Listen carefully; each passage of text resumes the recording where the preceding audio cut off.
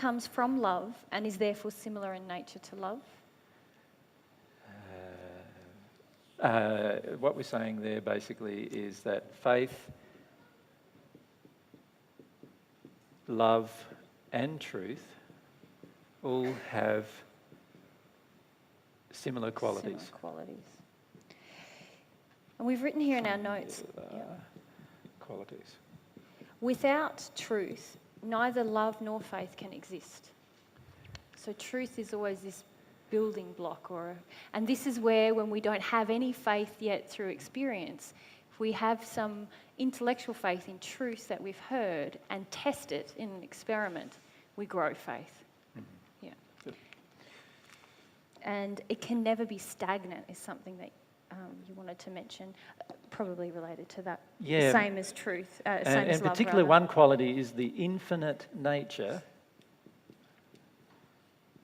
right? And that means that you are never going to stop. You're never going to stagnate. So a faith that stagnates, and many religions experience this on earth, where a person initially, when they become involved in their religion, they feel a lot of excitement and passion, and they get involved in their religion, and they really going well. And then after 5 years or 10 years of that, the passion slows down. And eventually it comes to a grinding halt. Now that's an indication that now the faith has not grown infinitely, and therefore there must be errors involved in that particular faith. Otherwise it would continue growing. Yeah?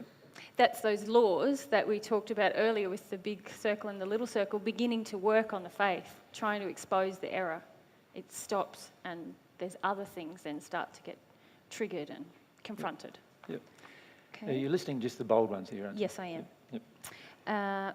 Faith leads us to act. Okay. Faith creates actions.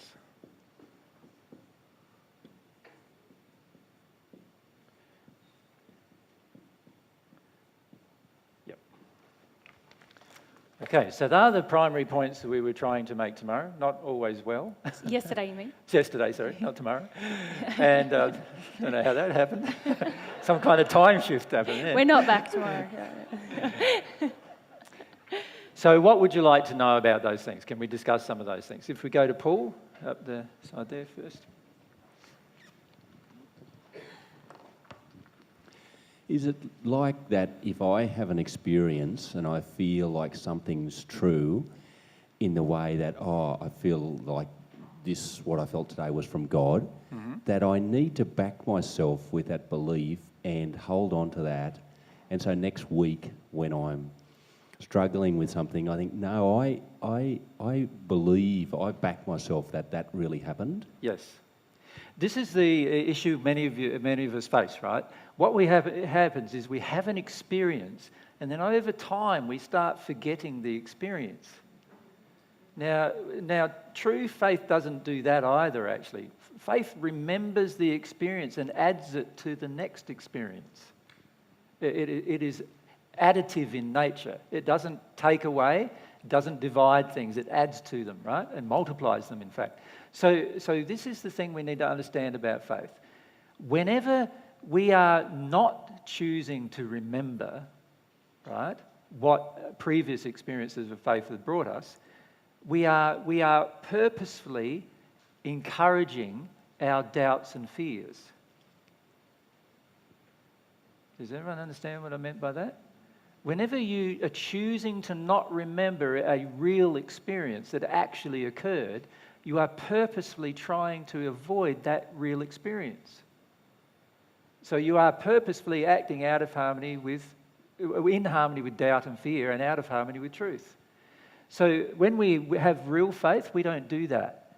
Each experience adds to the previous one, and as long as the experiences are based on truth, it will end up with continual growth. If we're becoming stagnant, then it's already telling us, I've not got continual growth, so therefore there's something false in this belief. There's something false in the way that I'm acting or feeling that I need to discover. And prayer will help you discover it, easy enough. God's universe is already trying to expose it to you. Right? But yes, you're right, Paul. Unless you remember these things, you will often... It's what I see people often doing is they almost take every one of these experiences as an isolated event. Yes, is the word I'm looking for. Yeah. And it's like developing that trust in myself. Yes, well, that's a part of what God's trying to teach Is you. it trust in yourself? It's like believing that it's real for myself. Yeah, Yeah. but you will believe it's real if you had the experience. Yeah, but I mightn't tomorrow. That's the problem, isn't it? The problem is that we forget the experience. And we need to not forget our experiences. Yeah? And I feel it's not really growing a faith in myself. It's growing a faith in the truth that it was exposed to me through the experience. Can you see the difference in those See, two I things? don't know if I agree with Mary on that subject. Yeah. Yeah, go. Because the beautiful thing about God's love and God's truth and faith is it not only causes you to trust God more, but it also finishes up causing you to trust yourself more as a creation of God. Does that make sense? So I sort of see the two not as isolated events. I see the trust in God growing, and also if this is a universal truth, then the trust in yourself will also grow, not in an arrogant way, but rather in a recognition of all of your beautiful qualities and abilities, and you're purposefully now engaging a trust in yourself to deliver them, to give them to others, right? So I feel that it is both things. Does that make sense? Awesome. I'm not strong on the faith in myself, so... So one of Mary's emotional injuries is she's not happy with herself very frequently at this point in I'd time. like to believe, grow my faith in God and God's love, but perhaps not so much in me. Yeah, whereas I feel you will be forced into, if you engage this everlasting process, you'll be forced into eventually accepting God's opinion of you. And what's God's opinion of you? God says, you are the most powerful and best of all of my creations. That's God's opinion of you. So eventually you'll come to the point, if you're having the same opinion of God as of yourself and of everyone else, of course, you would go, I am God's most beautiful and powerful creation. You see? So can you see that for that to occur, there has to be a growth in trust of yourself? Do you follow me? Could I ask a clarifier on that one? Mm-hmm. Is that different to having a trust in my own opinions? I think that's what I was... Very different. Yes. Because as I said earlier, our opinions are completely untrustworthy. Right? So if I go, I'm backing myself on this one and it's just an opinion, then I'm going to get in trouble. Whereas if I back myself on, hey, I had an experience that showed me something about me and God, Yep. then I can have faith in that. Yeah. But the beauty even of having the opinion and holding on to an opinion is eventually, if you keep the process going, the opinion that's false will be exposed anyway. So even if you had a false opinion, sooner or later, truth will expose it as false, and eventually you're going to have to let it go. So I don't even see any problem with that, right? To see, from God's perspective, we are growing eternally. So if you think about it from God's perspective, all of us right now are making mistakes. Even the most perfect of us is making a mistake from God's perspective, right? In the sense of a mistake in knowledge.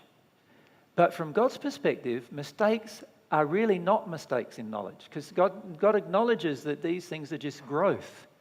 From God's perspective, the real mistake is every time we act out of harmony with love. That's the real mistake. Does that make sense? The only time from God's perspective that you can really make a mistake is when you act out of harmony with love. If you have incomplete knowledge, that's immaterial from God's perspective, because God knows that all of us will forever have not enough knowledge, right? Because if there's an infinite amount of knowledge, all of us will only have absorbed a certain finite amount at any one time. So from God's perspective, a lack of knowledge isn't your problem. From God's perspective, a lack of love is the problem. Right? And it's when we act out of harmony with love that all of God's laws are trying to get us back into harmony with love. And that is the truth of the universe. All of God's universal laws are teaching us constantly about love. Because God's trying to tell us, I don't care if you make a mistake in knowledge. You know, you might come up with some fanciful idea that's completely false. It doesn't bother me at all. Right? And it doesn't bother the universe at all, by the way, either. You don't affect the universe negatively by having this idea that's just a knowledge-based idea that's out of harmony with truth. But when you have feelings and ideas inside of you that are out of harmony with love, now the universe has a problem with you. All of God's laws are designed to bring you back into harmony with love. All of God's laws are designed to reflect the pain and suffering that you have created through your own engagement of actions that are out of harmony with love. And this is why it's very important to understand the role of love in this process. So we've talked a lot about faith, but at this point we still haven't talked much about prayer. And prayer is even more important in some ways than faith. Of course, prayer won't be engaged unless faith is engaged. So do you understand these basic qualities, if you like, or attributes of faith that will be present when true faith is present? Does everyone get those things? Up. Let's